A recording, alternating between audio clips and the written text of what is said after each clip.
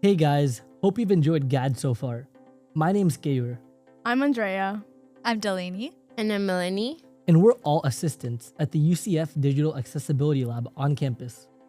Here at the Digital Accessibility Lab, we offer support for students, faculty, and staff for any online accessibility requests. For example, we work with digital documents and videos like this. This webinar will hopefully provide some clarity on students' role in creating an accessible environment here at UCF. The link to our website is in the description, and we will include links to all of the resources mentioned in the description as well. So let's start with your rights as a student. As a UCF student, you have a right to accessible content for all university-related activities.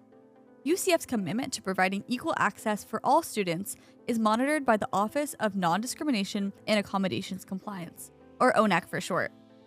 ONAC ensures that the university conforms to the requirements described in the Americans with Disabilities Act and the Section 504 of the Rehabilitation Act. Our focus at the lab is to provide support and guidance to make digital content accessible for all people, including those with disabilities. This includes designing technology and digital media with accessibility always in mind, rather than treating it as an afterthought. UCF Digital Accessibility Policy includes goals for making digital content compliant with university and federal regulations. These goals apply to all UCF content, but what counts as UCF content? This standard includes all digital content developed, purchased, maintained, or distributed by UCF. So basically, anything online that you see that comes from UCF should be accessible. In addition to all of these rights that apply to every student, some students are eligible for additional reasonable accommodations through the university. So what are reasonable accommodations? Student Accessibility Services considers anything that supports access and opportunity to be reasonable, as long as the request does not change the core academic standards. The purpose of an accommodation is to ensure that all students have equal access to the academic and campus experience without changing the requirements and learning experience. Having a disability does not automatically mean that the student will receive accommodations if their request is not reasonable. A good metric to keep in mind is, without the reasonable accommodation, will the student be negatively impacted compared to their peers? Accommodations do allow students to have an equal opportunity to meet an academic standard. Accommodations do not lower an academic standard or lessen the requirements of a particular student. Some common reasonable accommodations at the UCF include note-taking support, loan-assistive technology, attendance flexibility, extended time for exams, interpretation or captioning, and priority course registration. So, how should you request an accommodation? All accommodation requests are done through Student Accessibility Services. The form to request accommodations can be found on their website. This website will take you step by step through the process of requesting accommodations, including what meetings and documentations you may need. One essential component of the student academic experience are courses hosted on Webcourses. So we wanted to spend a little more time on what accessibility features everyone should expect from their web course content. Broadly, all web course content should be accessible. Why? Because of WCAG. Web course accessibility should follow the WCAG guidelines. WCAG is an international standard for accessibility in web content, and it is referenced in the ADA Title II to establish the required elements for making digital content accessible. In your courses, you should expect to see accessible content. This should apply to everything in your web course, including but not limited to PowerPoints, images, videos, documents, and the module designs themselves. We will go through each of these now to demonstrate some essential accessibility features. While this will just be a very brief overview, extended resources will be listed at the end of the video that can give you a more in-depth look. So, what makes a PowerPoint accessible? When it comes to an accessible PowerPoint, some important things to keep in mind are maintaining proper font size and color contrast, including alternate text for images, and ensuring each slide has its own unique title. PowerPoints with difficult to read text and pages of information without titles are not considered accessible content to have in your web course. Additionally, any videos in your course should have accessibility features. The most common are captions. It's better to have captions that can be turned on and off and were reviewed by someone to ensure accuracy. While AI can be used to help auto-generate captions now, it's encouraged to have a person check its work. The same goes for transcripts. Video should have text alternatives, whether this is in the form of a document, a web page, or found within the video player. For the web course itself, you should expect content to be on pages instead of just linked documents.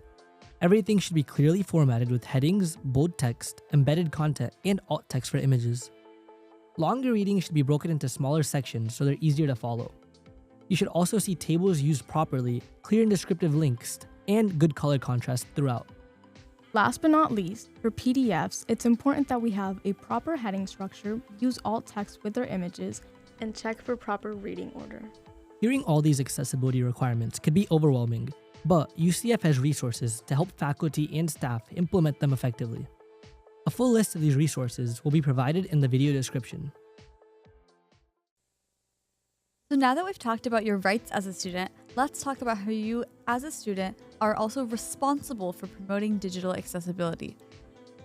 When you are acting as a representative of the university, for example, in an RSO or as a student worker, all the same digital content guidelines apply to you as well. Additionally, students within a web course classroom setting should help one another have access to their assignments. There are many classes here at UCF that require students to interact with each other digitally. For example, a professor may tell you to respond to 3 other students' discussion posts. Or maybe you submit a rough draft of a PowerPoint presentation for peer feedback. These are examples of students creating digital content that is going to be used by another student and therefore should be accessible. General practices such as alt text are particularly essential because they are the only way that students with low vision or poor internet connection can access your posted images. Outside of the classroom, social media content used for a UCF organization should also follow all of UCF's digital accessibility practices. Social media content on websites like Instagram often already have built-in accessibility features. One of these features is alt text, and it should be added to every image. Adding a caption to your post can help provide additional information. Emoji should be used appropriately and only at the end of sentences instead of in the middle of text or to replace words or bullet points. Resources for creating accessible social media content are on UCF's website and are listed below in our description. Emails using your UCF communication also fall under this umbrella. You should expect clear subject lines, easy-to-read fonts, short paragraphs or lists, and descriptive links. Images should include alt text. Any added files should be accessible, and emojis should be used sparingly. Overall, email should pass basic accessibility checks so everything is easy to understand. You can even set a notification to others that you prefer accessible content. And that's about it. While the world of digital accessibility is endless, no one is expecting you to have it all figured out.